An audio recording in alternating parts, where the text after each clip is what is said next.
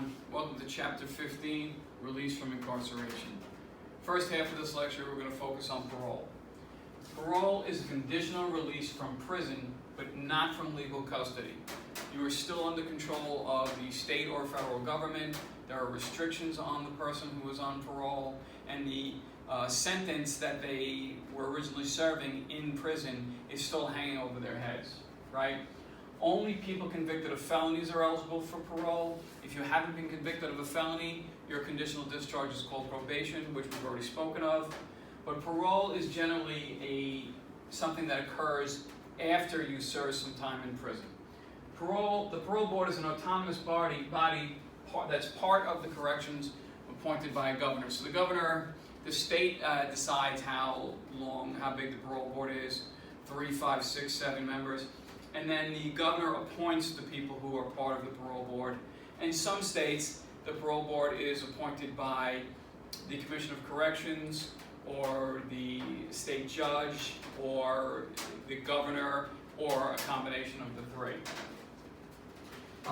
Parole is based on 3 factors: the grace or privilege of the board, a contract of consent, right, an understanding that your release is something that you agree to under the conditions by which you are released, and that you are still in custody.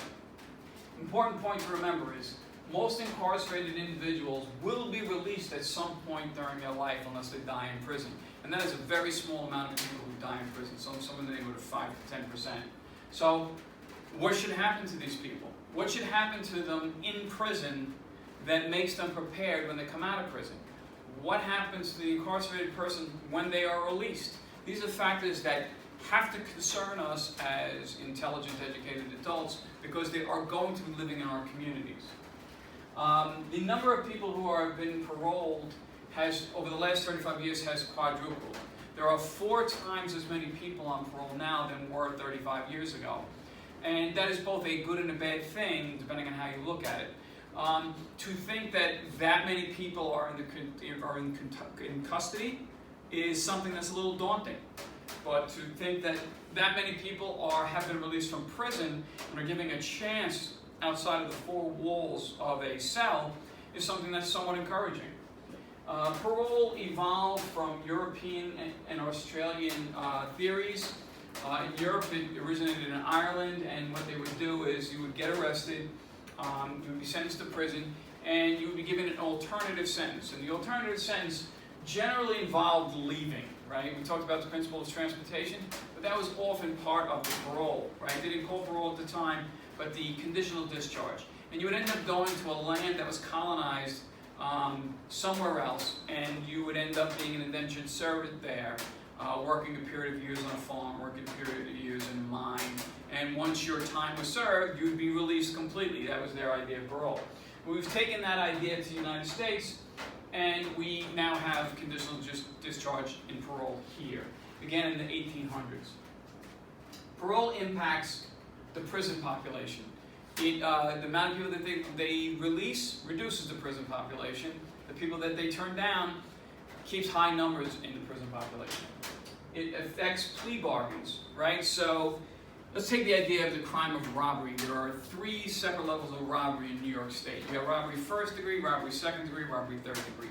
Robbery 1st degree is punishable by 15 years to life. Now, this is not the exact legal statute. I'm giving you an example, right? So robbery is punishable by 15 years to life, robbery 1st degree. Robbery 2nd degree is punishable by 10 years to 15 years. And robbery 3rd degree is punishable by 5 years to 10 years. So an individual robs a bank with a gun, right? Displays a gun, they recover the gun, they arrest the person, the gun is operable. They're eligible to that robbery 1st degree conviction, which carries a sentence of 15 years to life. So what they say to the person is, you're looking at 15 years to life, but we're going to offer you robbery 2nd degree, and you will only have to do 10 years. Now, for the person who knows they committed a crime, that is probably somewhat appealing to them. That instead of spending the rest of their life in prison, they're only going to have to spend 10 years in prison. And the reality is that 10 years in prison could be reduced by good time, right? So that's how they get you involved. That's how parole gets involved in the sentencing. Because it's an impact based on the crime on how early you can get out. Your presumptive release date.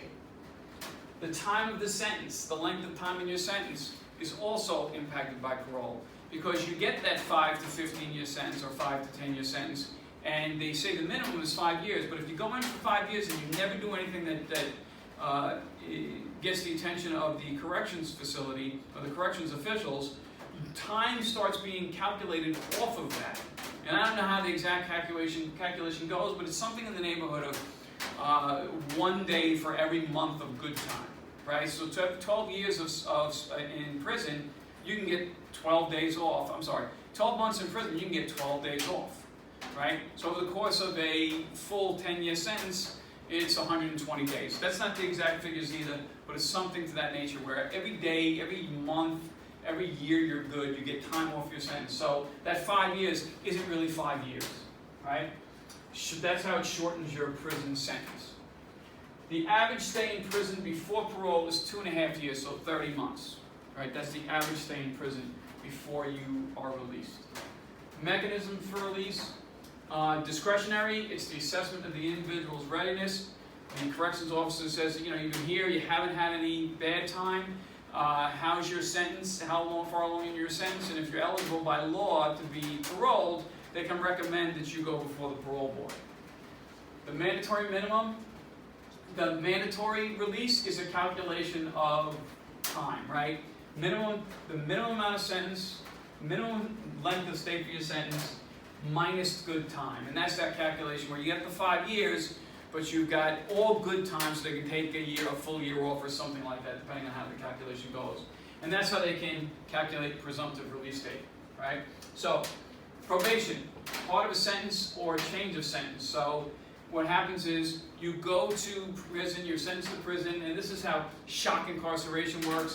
They sentence you to a term in prison, they put you through the whole system, and then they release you almost immediately, right? This is usually done with younger prisoners.